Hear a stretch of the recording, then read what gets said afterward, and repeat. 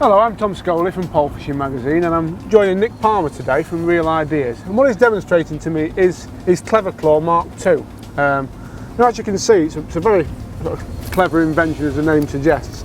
And it's basically allowing Nick to feed pellets on the long pole in what is actually quite a stiff breeze, as you can probably hear, while he's fishing 14.5 metres with both hands free. So it's a system that's sort of proven, isn't it, Nick? It's been on the go for quite a while, but I know you have made some improvements to it.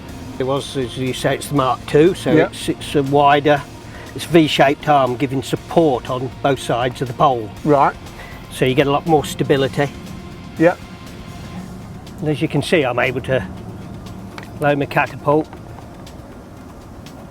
fire it out over my pole tip. I can just swing the bait over. It's working really well. I mean, quite literally, all you've got there is obviously the butt of the pole resting in the claw, and then you're just supporting it with your knee, aren't you? That's correct, yeah. And I mean, I yeah. suppose you can do that at any length, can you, Nick? Depending on what height you set the claw at. Yeah, lifting up and down with your, just lift your heel yeah. to lift your legs so you can tease your bait up and down. The beauty of this setup is it does automatically release, doesn't it? That's right, yeah. At any point in time that I decide that I want the pole back, now in my control, now yeah. whether that's when I get a fish on yeah. or I just decide that I want it back in my control, I push down and it springs undone. That's brilliant. So just turn, push together, let's engage the claw, and it's that upward pressure from your pole keeping it firmly locked. Got you. It's as simple as that then, really. Yeah, there's one stainless steel spring yeah. and 4 teeth, and when you relieve the upward pressure, the stainless steel spring can push the teeth apart and flick it through 180 degrees instantly. Definitely. In terms of attaching this to your box or whatever setup you've got, is the claw supplied with a simple sort of bank stick size thread, so you can just attach it to whatever sort of box attachment you want? Is that roughly That's right? exactly that. Most of the major companies have got a universal range of attachments, so you can, That's right, yeah, you can pretty much fit it to any seat box you want. So what happens now then, Nick? Obviously you've hooked into a fish. Yeah, I've hooked into a fish. I'm just letting the Clever Claw do the work. I'm just going to flick a bit more bait out there. So the fish is on, push down with my elbow, claws Springs released. off. And that's that spring mechanism you talked about, isn't it? Releasing. Yeah. Bring it back to about 11 metres, something like that. I'm just going to pop the claw back on. Alright, so you can actually use it to support your pole midway back and loose feed while the fish is on. That's right, yeah, that's right. I've still got my hands free. Flick a bit more bait out, just to keep them interested. I'll just pop that back on, just being... And of course, I suppose the fact that you've got a fish on and there's pressure on the elastic keeps pressure on the claw, so it stays locked. That's exactly it, Tom, yeah. So I can fire some more bait, just keep them interested.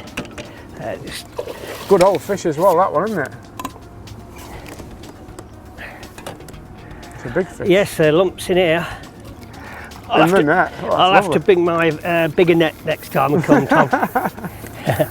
That's a lovely fish. Flipping heck, Nick. Just lift that right up. Blinking heck, that is £10, isn't it? It's a nice looking fish. Cracking.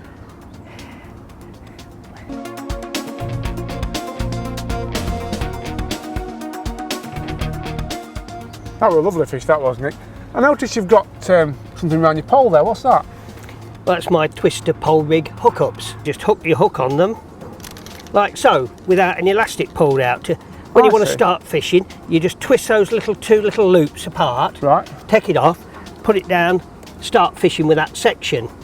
And what happens if you want it down here, if you've got a deeper rig?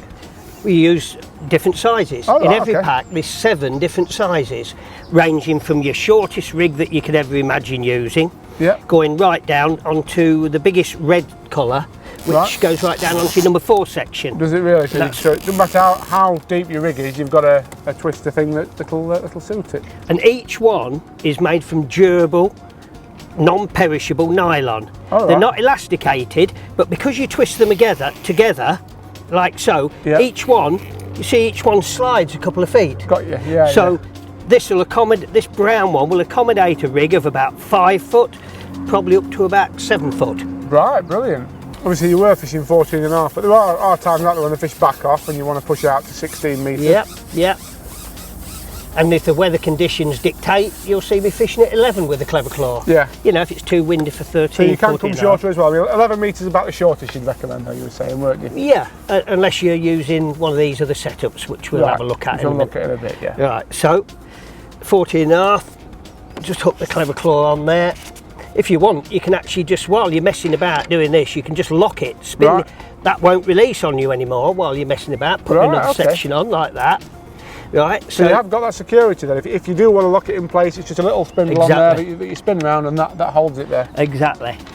So I'm going to undo it because I could get a take at any second. Yeah. But because I'm going to 16 metres, you'll see that I'm going to have a bit more droop on the pole. Yeah. So what I'm going to do now, I'm actually just going to crack off that bank stick. Just lift the pole tip up a bit. Simple as that. Lock it back up.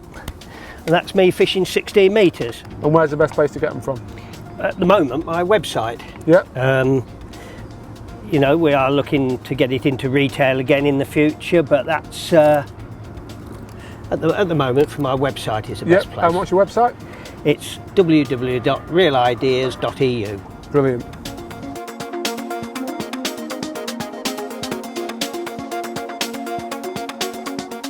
I mean, obviously we've talked briefly that you can use the Clever Claw on most seat box setups, but what about if you like to fish from a chair? I mean, of course, the great thing, I think we've already mentioned it when we talked about seat box, but the fact that it does just literally screw into any bank stick means that it quite literally will fit onto any system, won't it?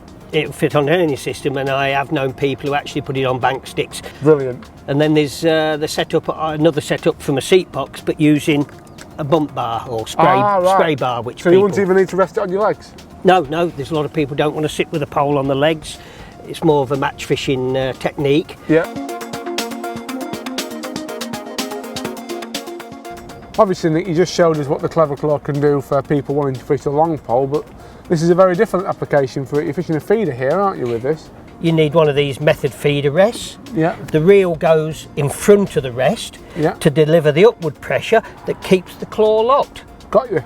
So, and when a fish gets hold of it, I suppose it's very, very difficult for it to pull out simply because all the weight's there and that's gripping the butt, isn't it? That's right, yeah, because when the rod goes round, what happens is the handle tries to go that way, which actually makes the teeth lock even harder. Got you. So when I do get a fish on, I reach for the reel seat, I give a quick flick with the wrist, the claw's released, and then I'm into the fish. Brilliant. They're on it.